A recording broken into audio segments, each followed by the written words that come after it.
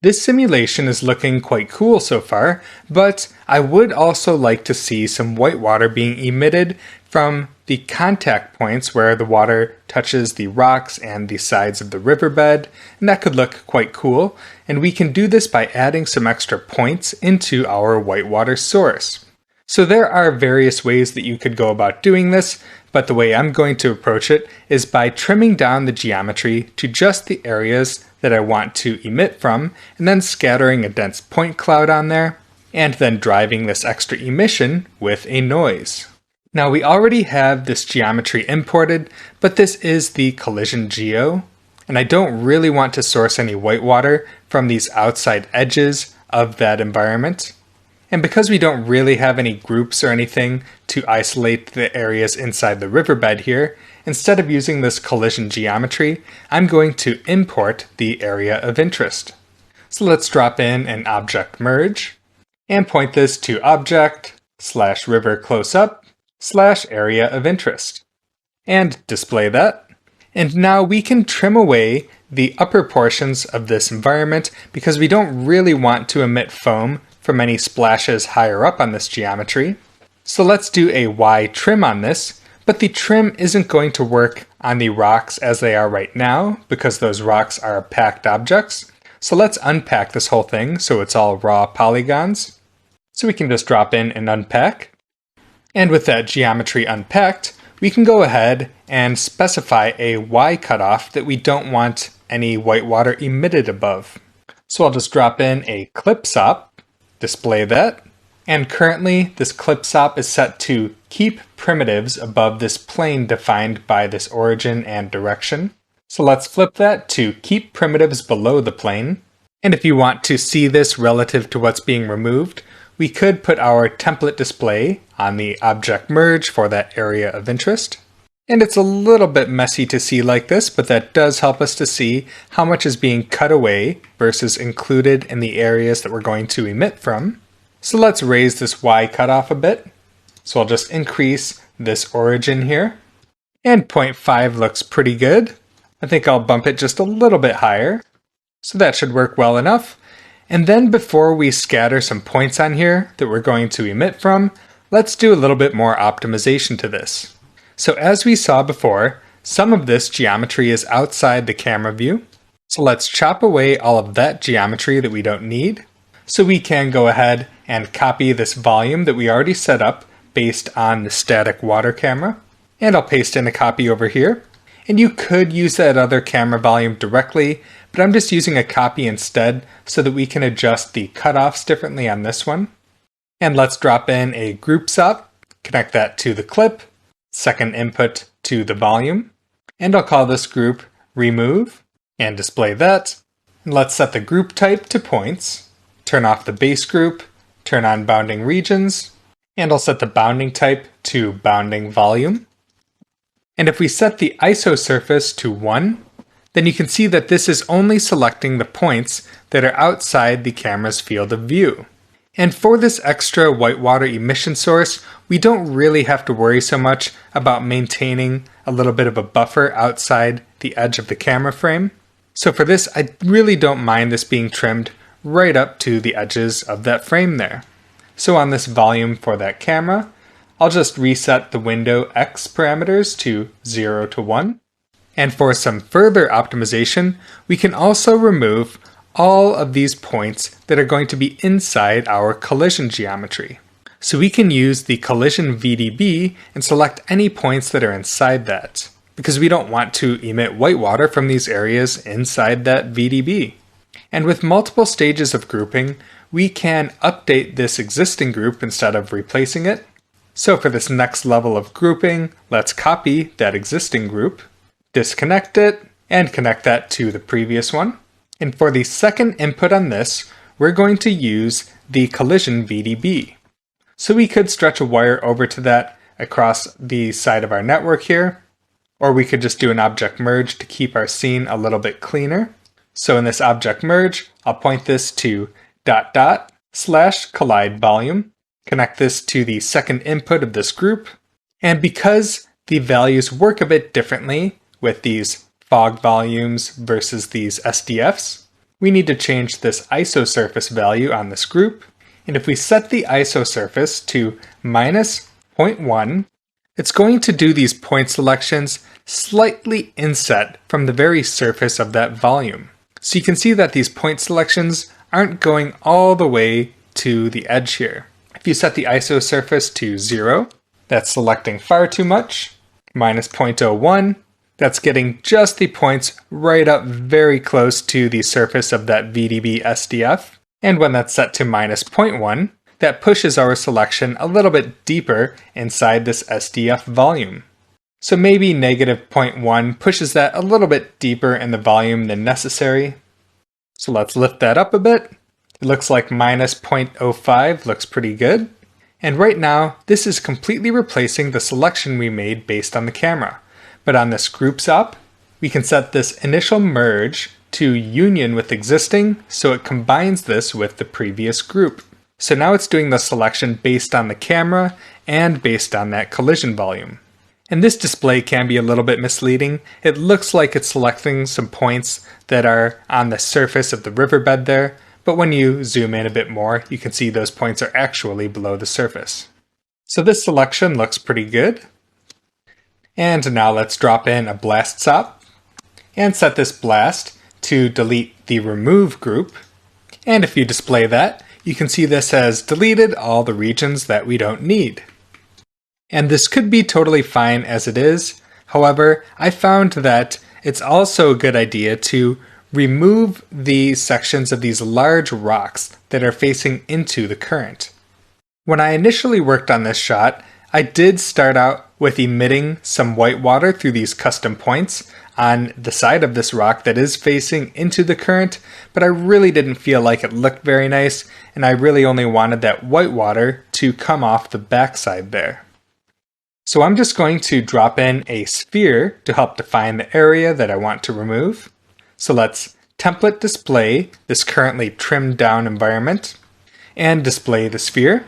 Then hit enter in the viewport to bring up our manipulator tool. Let's turn on point snapping and then snap the sphere to this big rock here. And of course we can size this up to our liking. I'll just make this nice and tall. And to finesse this position, you'll probably want to turn point snapping off. So this is all looking pretty good. So let's once again make a copy of this remove group here. Drag our blast down, paste in this extra remove group, drop that just before the blast, connect our sphere to this group, and then set the bounding type to bounding object. So now the sphere-based selection is being merged in with the previous selections we've already done, and the final trimmed surface looks like it should work well for this extra emission. So now let's scatter some points on that surface. Just drop in a scatter SOP, and we don't want to just scatter a forced amount, so turn off this force total count. And this density scale is nowhere near dense enough for what we need for this. So let's crank this up to 100. We need to go a lot higher than that. 1000's looking better. Let's try 4000. But as I'm cranking up the scatter, I'm seeing that it's taking a while to process this, and it looks like the slowest part of the scatter processing, just based on what it's telling us in the bottom of the UI, is this relaxation here. So you could try turning relax off if it's getting to be very slow for lots of points. Or you could just set it to do fewer relaxations. So I'll just try doing just one relaxation iteration. However, this has a built-in limit of 1 million points. So as we're cranking up this density, we're not really getting any more points beyond a certain amount. And that's set by this max points here. So because we want a very dense point cloud here, I'm just going to turn that off. So now we're getting a bit more than 1 million points. We can zoom in to see how high res that is, but I still feel like we can get slightly better coverage than this. So I'm going to crank this up even higher, up to 8000. It's now scattering a little bit over 2 million. So even with that many points, it's still quite fast to scatter that when we turn these relax iterations down. Now it was a bit slow to unpack this heavy geometry and trim it down and do the scattering on this. So you might not want to wait for this to regenerate every time you open the scene. So if you'd like, you could do a file cache for these points along the side of the riverbed there. So I'll drop in a file cache, point this to the river directory, call this water closeup riverside points.vo1.bgo.sc. I'll rename this to cache riverside points, set this to save current frame, turn on load from disk, display that, and save it to disk. So now we've cached out these heavy points, and to keep this organized, I'll drop a netbox around this, call that riverside points. And now we can isolate the areas of these riverside points that are contacted by the water surface. So our imported simulation does include this surface volume, so we can use that for our selection. So I'll drop in a blast, connect that to sim river, select the surface volume, flip it to delete non-selected, and display that. But as we've seen before, this is invisible in the viewport.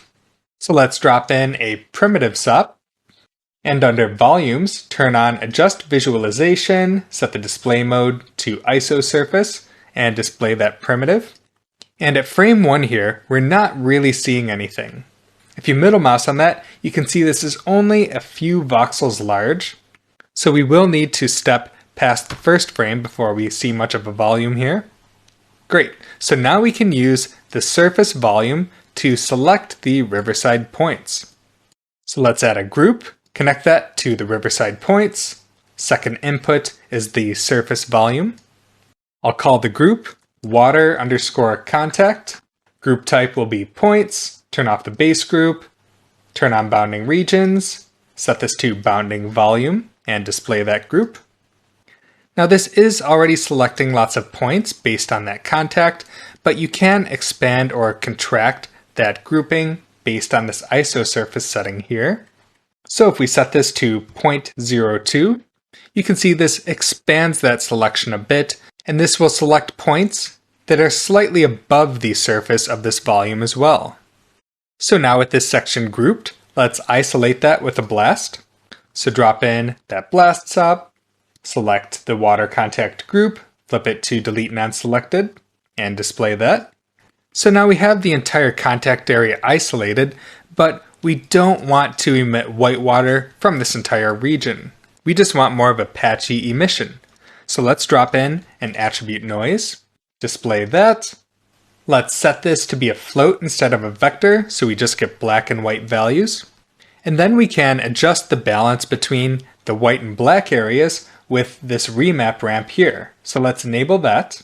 And let's bring the lower value up quite a bit. So the higher we bring this lower point on the ramp, the more of this area is just clamped entirely to black. And we can also clamp more of the bright regions to fully white if we bring down the top point on this ramp here. So this looks like a nice broken up emission pattern. Of course, you can play around with the element size a bit, but I'm actually pretty happy with this as it is right now. And if you're unhappy with the specific areas that are being emitted here, then you can change this offset as well. So you can adjust that to your liking, and then finally, we can delete these areas that are entirely black. So drop in a blast SOP, set the group to @cd = 0, and the group type will be points, and display that. And on the black background here, it's not very obvious what this is actually done, but if you turn on point display, you can see that all of those black points have been removed. So now let's display our current whitewater source. And then if you go to the Extra Sources tab on that whitewater source, we can enable those extra sources and connect these colored points to that second input on that whitewater source. But currently, we're not seeing anything yet because the emission attribute that it's looking for is called emit. So let's change this to CD. So now we're getting lots of extra emission here, but it's far too much emission over far too large an area. It doesn't really accurately represent what we had defined with the points. So let's turn down this particle scale. Let's set this to 0.1. So now these extra sourced points are a better match for what we had set up with the points over here, but it's still not matching quite as much as I'd like, so I'll turn down the particle scale even further to 0.01. So this should give us a much more reasonable extra source for those areas. Now we can also increase the amount of emission in those extra areas if we go back to our noise for that color, and then crank up the amplitude a bit. So I'll set that to 3 instead of 1. And you can see this is cranking up the amount of particles being sourced into those areas. Now the source is looking pretty good, but we don't want to emit all these whitewater particles on the bottom of the river here. We really just want this to be confined to a more narrow band on the sides of the river. So let's go back and adjust the trimming on this environment. So in this riverside point setup, let's go back to where we've clipped this in Y, and let's add an additional clip and drop this just before or after the existing one. Doesn't make much difference. So now that we have two clips, with one keeping primitives above the plane and the other keeping primitives below the plane, those are working together to just isolate a band along the side of the river that we can emit that whitewater from. So let's bring back the template display of the area of interest. And I think we're trimming too aggressively right now. So let's push this first clip down a bit. So pushing that down to about -0.8 looks like it does a good job at eliminating the very bottom of that riverbed, while still giving us a decent amount of this region on the side to emit from. I'm not sure that we need to emit quite this high, so pulling down the second clip a little bit as well looks pretty good. And let's turn off the template view to see the updated region a bit better. It looks like we are picking up a couple patches of the riverbed still, so I'll bring up that lower clip just a little bit. There we go. So this is looking like a pretty clean selection. So now if we put our display back on our Riverside points cache, we can then rerun this cache to update those points. Cool, that's looking much better. So let's take a look at our noise pattern on that. That looks promising. And then going back to the camera view and displaying the whitewater source, this looks all good as well. However, if we change frames here, you can see that the sourcing based upon our previous simulation has changed and gives us a different result frame to frame, of course, but the noise pattern on the sides of the river hasn't changed at all. So we need to animate this noise so it's changing frame to frame. So back on this attribute noise for that color, let's go down to the animation section and turn on animate noise. And of course, you can fine-tune the speed of this noise animation to your liking. I'll try a pulse duration of 2. So now when we change frames, you can see that the noise pattern on the sides of the river is evolving as well. So now that this is looking all good, let's go back to the start frame and then dive back inside the DOPNet and let's run a new flipbook. Now this new simulation is looking quite cool after adding those additional whitewater sources on the sides of the riverbed there, and I'm looking forward to seeing what this looks like once it's rendered. And it is very hard to judge just how dense these points are going to be in the final image when we're just looking at them opaque in the viewport like this. Ultimately, we are going to be lowering the alpha on these so they'll all be partially transparent, so they won't be quite as dense as they appear in the viewport right now. So it may look like an overwhelming amount of whitewater at this point, but it should be toned down at least a little bit in the render.